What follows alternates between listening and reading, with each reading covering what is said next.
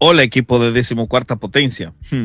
Revisando algunos comentarios de mis videos respondiendo a quienes cuestionan la inerrancia de la escritura o la reducen a una simple parodia, me encontré con un comentario muy interesante del usuario Kikingo, un fiel seguidor de este canal, por cierto. El comentario, como lo ven, es bien extenso y se reduce a dos afirmaciones muy importantes. La primera es si para los errores hay que preguntar ¿cuál Biblia?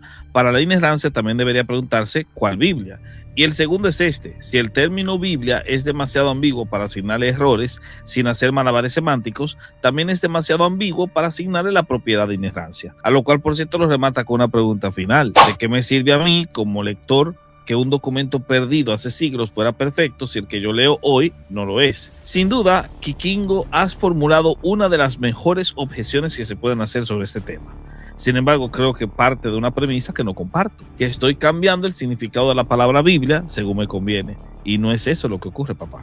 Cuando un cristiano dice la Biblia es la palabra de Dios, nadie entiende que está hablando exclusivamente de un códice específico, una edición Reina Valera 1960 o una ESV impresa en determinada editorial. No, papá, está hablando de la escritura como la revelación que Dios dio. Del mismo modo, cuando decimos la Biblia es inerrante, estamos atribuyendo esa propiedad a la escritura en cuanto fue inspirada por Dios. Esa ha sido la formulación histórica de la doctrina desde hace siglos. No es una redefinición improvisada para escapar de una dificultad. Ahora bien, cuando el debate cambia y alguien dice la Biblia tiene errores, ahí sí es perfectamente legítimo preguntar cuál Biblia, porque ahora ya no estamos hablando de una doctrina sobre la escritura, sino de un objeto concreto. ¿Te refieres al Códice Sinaítico, al Vaticano, al texto masorético, al Textus Receptus, a la Reina Valera 1960, a la NVI? No es una evasión, es una pregunta necesaria, porque esas ediciones no son idénticas entre sí.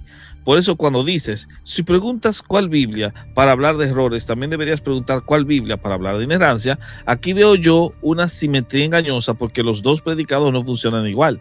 Cuando alguien afirma, la Biblia tiene errores, está haciendo una afirmación existencial. Basta con encontrar un solo error en un texto concreto para sostenerla.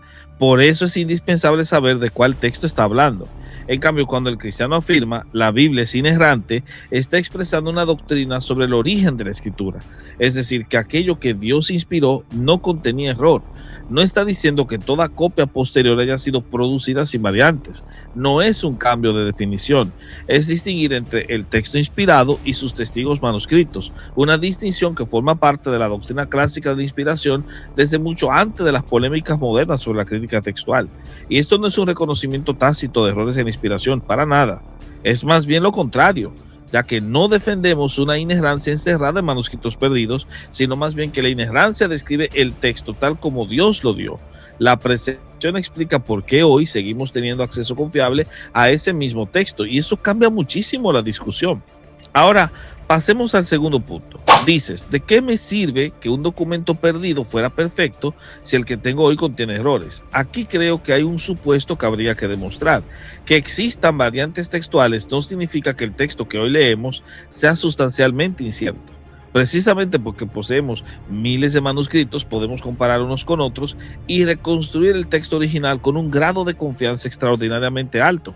Es decir, no estamos defendiendo un texto perdido del que no sabemos nada. Estamos defendiendo un texto cuyo contenido puede reconstruirse mediante la evidencia manuscrita disponible. La situación es muy distinta. De hecho, te pongo un ejemplo. Nadie conserva el manuscrito original de la Guerra de las Galias escrito por Julio César y sin embargo nadie concluye, entonces jamás podemos saber qué escribió César. Lo reconstruimos comparando los manuscritos conservados. Eso mismo hace la crítica textual con la Biblia.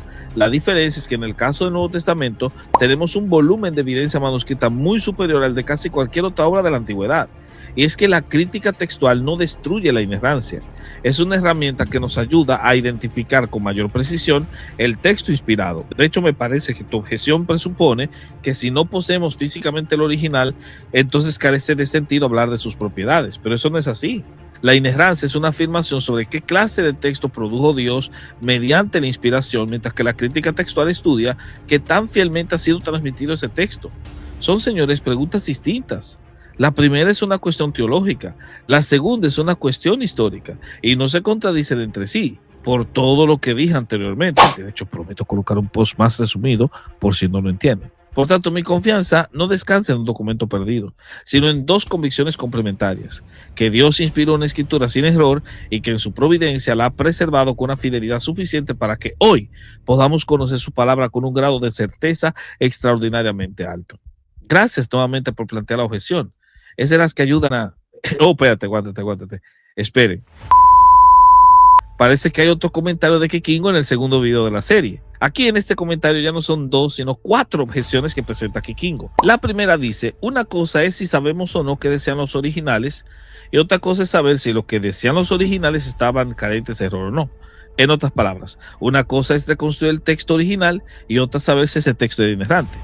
Veamos la segunda. Por lo que veo, él parece aceptar que la inerrancia es una inferencia teológica, pero de ser cierto, avisa a él, no vale de nada usar la crítica textual. Bien, Kikingo. La tercera es esta joya. Para el creyente que encuentra un error en su Biblia, hoy le vas a decir: tranquilo, el documento que se perdió hace siglos no tenía esos errores, es solo un placebo que no resuelve el problema. Y finalmente se destapa y nos confiesa esto. Ojo, yo no niego que la Biblia es inerrante. Yo creo que es inerrante en su núcleo teológico y moral, a pesar de las inexactitudes y errores históricos, científicos o geográficos que pueda tener, y reconozco que esta postura también tiene sus críticas y puntos débiles. Kikingo, ahora está subiendo el nivel. Así me gusta, papá. Estamos llegando al verdadero punto del debate. Sin embargo, creo que hay una confusión de categorías que atraviesa todo tu argumento.